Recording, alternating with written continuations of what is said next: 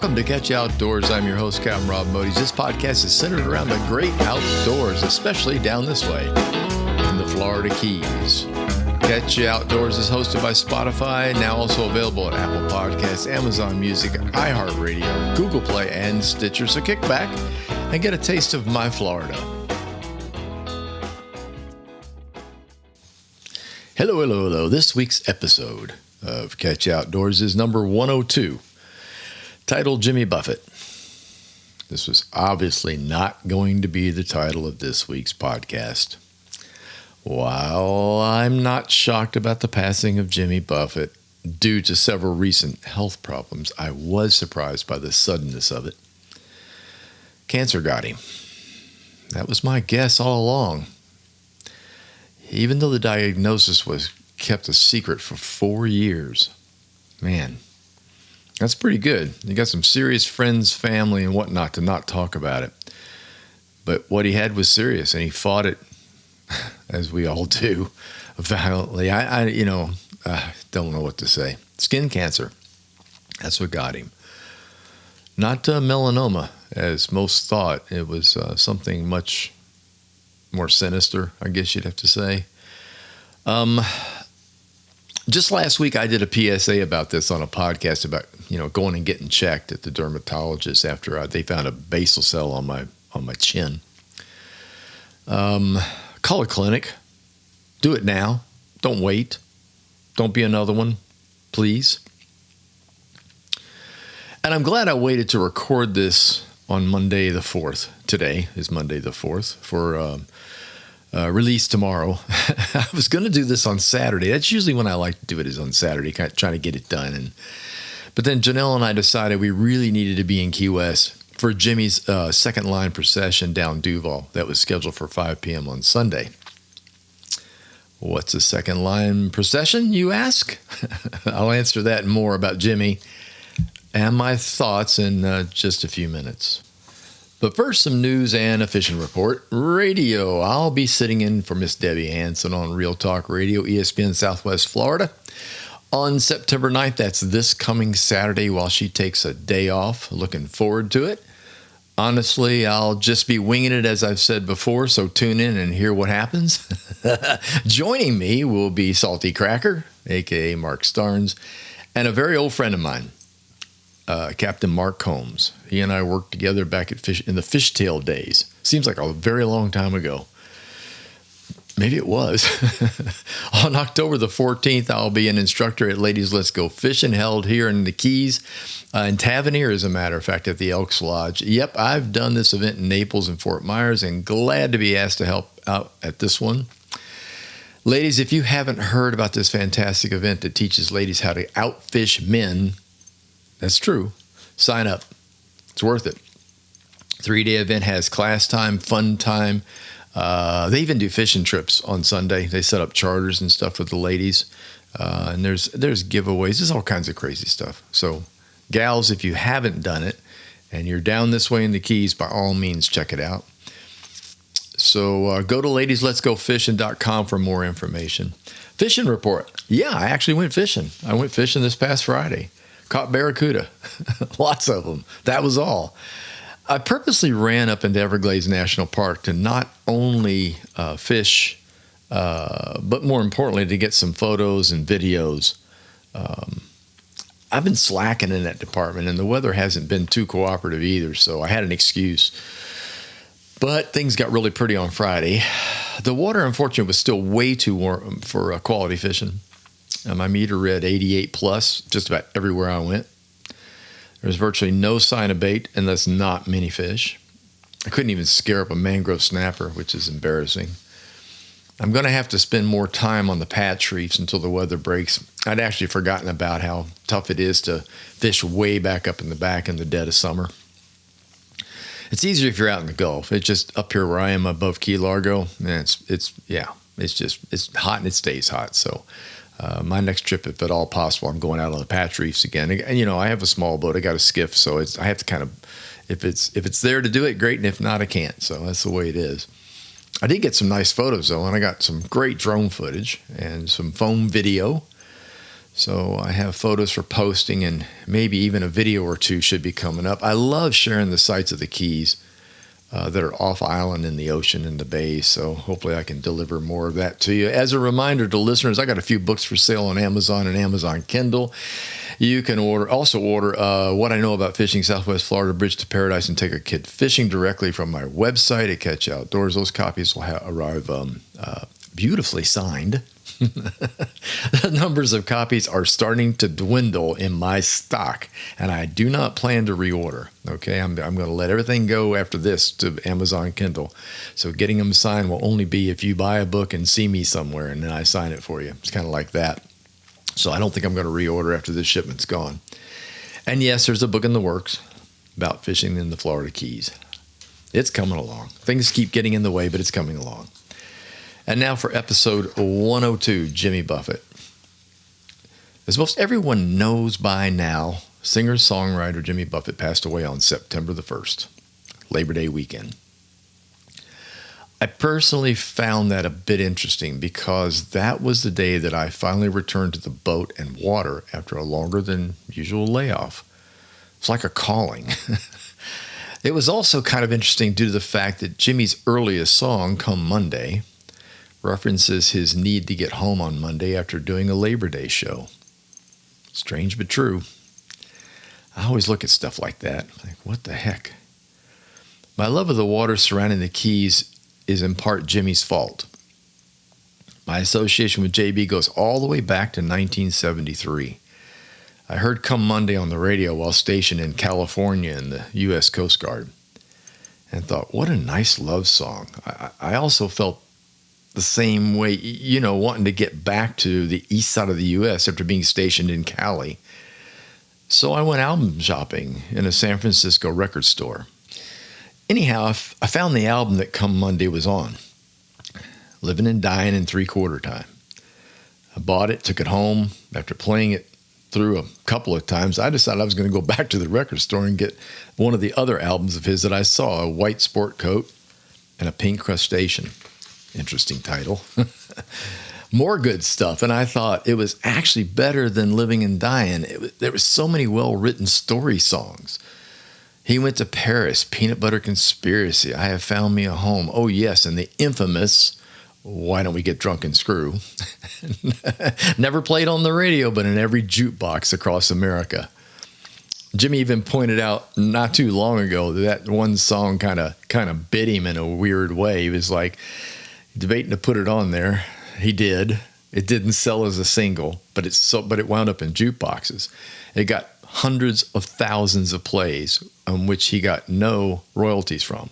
Jukebox records at the time do not pay royalties. So there you go. In 1974, A1A was released. I was stationed in Cape May, New Jersey by that time, and it was wintertime. Most hardcore Buffett fans will tell you, as I will too, that the side B of that album was the best batch of songs he's ever written. Pirate Looks at 40, Migration, Trying to Reason with Hurricane Season, Don't We All? Nautical Wheelers, and Tin Cup Chalice.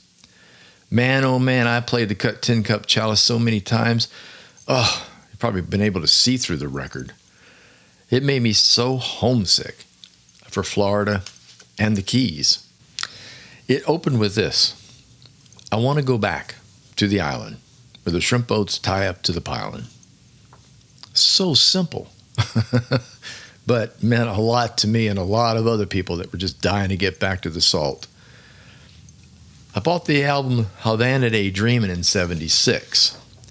And then in 1977, the big one for Buffett and Key West success, Changes in Latitude, Changes in Attitudes, with the song Margaritaville on it. It soon became the national anthem of the Conch Republic, in my opinion. I mean, that pretty much, it just drove Key West like nothing could drive it. It was crazy. I don't know. Pat him on the back. Margaritaville became the tourism theme of the century. All in all, there are currently 27 studio albums, with one apparently on the way. There are also lots of live recordings, with the best known one being You Had to Be There, which now rings true to me in another way. I went to a lot of concerts, but you had to be there. When I wrote that in my notes, a post was made on Saturday via Facebook and other outlets that there was going to be a second line procession for Jimmy in Key West, down Duval Street, on Sunday afternoon at 5 p.m. This decision was made to go. I had to be there. We lucked out and we found a room, which was quite a feat since it's a holiday weekend. Thank you, Jonelle. She's diligently searched, I tell you right now. We left Sunday morning, arrived in Key West, had lunch. Yes, lunch consisted of a margarita and a cheeseburger in honor of JB. We then headed over to Shrimp Boat Sound, Jimmy's Key West recording studio, and left a tribute orchid there, alongside many other special offerings from fans. What's a second line procession? I mentioned that earlier. For us in the U.S., we kind of associate these with New Orleans. It's a celebration of someone's life via a big parade. First line is the band, and that can be made up of just about anyone that can play and march with an instrument. Brass and drums are extremely popular, but you can do guitars or anything else, you know. We had a couple tubas in Key West. I thought that was awesome. When the Saints Go Marching In, that's the tune that you try to play. And actually, the band's there, the guys grouped together, they managed to pull that off too. While they also threw in some other kind of jazzy Dixieland, New Orleans type sound. So, but that's what it's all about. And so it was something for this big time Jimmy Buffett fan to be a part of. I really wanted to be there. Duval Street was rocking, as JB once said in one of his songs, and the turnout was huge. Thousands and thousands of friends, fans, parrot heads filled Duval Street completely for almost its entire 2-mile length. It was human beings from sidewalk to sidewalk, across from wall to wall, from store to store, across Duval, all the way down Duval for a couple of miles. It was absolutely incredible. I've been to the Fantasy Fest parade. That's amazing too, on many because of many things. But this clearly outdid that by a long shot when it came to just the sheer celebration and the amount of people. And you know what? Everyone was there because Jimmy touched them in some way. I really can't say how many Buffett concerts I've been to. A lot. I can't even guess, perhaps 20 or so, and that's not including the accidental live performances that I've gotten to see.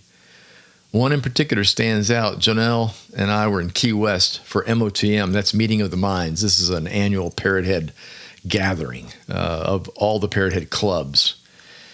You had to be in a club to attend, and club membership meant donating time and money to Jimmy's favorite charities and the like. During the conference, a rumor spread that Jimmy was in town and was going to make a surprise showing in the middle of Green Street. That was the rumor. So we gravitated there. I mean, what the hell, right?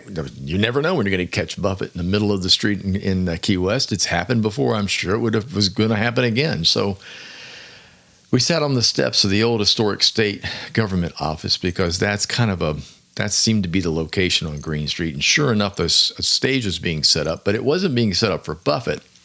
It was being set up for a band called the Land Sharks. And the Land Sharks are a Jimmy Buffett tribute band, and they still are, for that matter. Well, JB did show up. The black SUV pulled up in the back of the stage, and he stepped out and did several songs with the band. Joining him was also Robert Greenwich, their pan player. And Fingers Taylor also jumped up there with a harmonica. Here's a cool note about that event.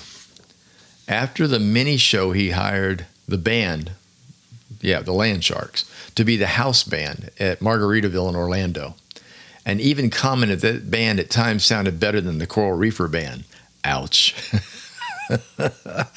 And as far as I know, the Land Sharks are still doing that. I know the Land Sharks are turning around doing Buffett stuff, but I have to assume that they're still in Orlando. You want to see a video of that happening? There's stuff on YouTube. If you do Land Sharks Band and Jimmy Buffett, try to do it in the same search at Key West, it should pop up. You should see there's a couple of different videos. Land Shark put one up, and there's a couple of other people that shot. So you have to remember, this was a days of video cameras. This was not phones. So it wasn't like 19 people standing up front got shots of this. We were lucky that some guy had a camcorder and managed to record some of it. So there you go. Key West has always meant something to me. I met my wife there. Oh, yes. We met on Friday the 13th in October, 1995. Yep, my lucky number. Way before it was Taylor Swift's lucky number, 13. What brought us there at the same time was a planned party of a bunch of Buffett music lovers. We mostly knew each other, and this is before parrot heads now. You have to understand that this is way before parrot headdom, okay? But early on, I don't think parrot heads were really referred to until just about 92, 93. I'd have to go back and check the dates on that, but we just felt ourselves were fans. And but as it were, the parrot head thing kind of took over. We were all just a bunch of music lovers, a bunch of Buffett music lovers, and also a bunch of Florida lovers. We mostly knew each other from an old computer chat room service called CompuServe. There's many of you out there probably nodding, going, oh, yeah, I remember that. Yeah, dial-up with a phone, sat in a cradle. You had to wait for the scream and whistle, right? And then you put it on. Oh, yeah. Yeah, fun. And sometimes it worked and sometimes it didn't. They had chat rooms, and this homesick for Florida boy joined one of them called the Florida Forum. Go figure. It had everything from books, gardening, Buffett, the Keys, beaches, diving, fishing, you name it. It was broken up into different chapters. I latched onto the Keys and Buffett. And I also did the books and some gardening. I met some really interesting people online. Those people that you never see. You just type and discuss, what book are you reading? Is it good? Is it a Florida novel? Is it a mystery novel? What music do you like? What about Buffett that flips your switch? What about the Keys in Florida? And it went on and on and on. And then eventually a party was planned in Orlando that I couldn't attend. But soon after that, a second one was planned in Key West. Well, there you have it. We met there. Love at first sight. We've been together now for 28 years. Thank you, Jimmy Buffett. The question came up several times yesterday at the event before we went down. We met so many nice people. Good grief, it was fun. Everybody's kind of like-minded when everybody's going to go celebrate Jimmy Buffett. Let's put it that way. Question always comes up, what's your favorite JB song? I have to go with one called The Coast is Clear. There are many other close seconds. I'm not going to kid you. But this song means a lot to this beach boy who'd been living in and grew up in a beach town. When school started back up, no matter where you were in Florida, the tourists went home. September. A lot of things closed up, too. It worked the same way in Fort Myers when I was there. Busier than hell in the winter months. And then the middle of April would arrive and everyone just disappeared. And it wasn't unusual for local restaurants to close come September and clean things up and paint and do all kinds of crazy stuff. So it was a good thing. The second place songs, you ask? Oh, I'll tell you. I Have Found Me a Home is obviously on the list because I have, and I have long found a home in Florida. Tin Cup Chalice, that's the song that made me want to, just killed me, made me want to go back to Florida when I was away. The Captain and the Kid, for obvious reasons. 12-volt man, I love the idea of a dude living in the middle of nowhere with 12 volts and a blender. Lone Palm, that was sung at our wedding. Got to have Lone Palm on there. First Look, yep, about going into a place. In this case, it was Rio down in Brazil is what Jimmy wrote it about. But in the case of most of us, just the first, I've seen the face of people's first look when they're going over the bridges into the islands of the Keys, and they have that look like, ooh, wow, I had no idea it looks this way. So if you haven't been, go. Floridays, because it explains things. And My Lovely Lady, yeah, that pretty much covers all of us who have a gal who also happens to love Florida. As I said just a little bit ago, Jimmy Buffett is probably responsible for putting Key West on the modern map. I remember in the mid to late 70s when a visit to Key West for me was very rare, and it was mostly drinking town full of smugglers and expatriates. That was fun, actually. Very different after 1980, but in a good way. I've always loved the town. Every trip down there, I meet some of the coolest people from all over the world. It's just the most laid-back place I've ever seen, with a mixture of people who all seem to get along with each other, no matter what. Politics doesn't come into it. The way you live, that doesn't matter. Most of it is simply, you feel like you have left the United States. You have gone to another country, but you use bridges to get there. And then there's the water. After all, it is an island. And the music, a Key West tradition. Think of it as a Caribbean version of Nashville, Tennessee, only better. Artists gravitate to Nashville to become a star, but they first start out, they wait tables, and they're hoping to be seen, like in a band in a bar, you know? Key West is the same in a way, except the artists there still work day jobs and then play in bands at the bars in the evening. It's almost like, the hell with it. I like to play. I like folks happy to hear me and my music. Oh, and the tips are nice. But guessing it's sort of like the desire to be famous is part of it, whereas Nashville, it's all about being famous, if that makes sense. Yes, things have changed in the Keys and Key West. I get hit with this a lot. Often you see the following in advertising from resorts and boutique hotels in the Keys. Come on down and enjoy the Keys as they were. Why? Seriously.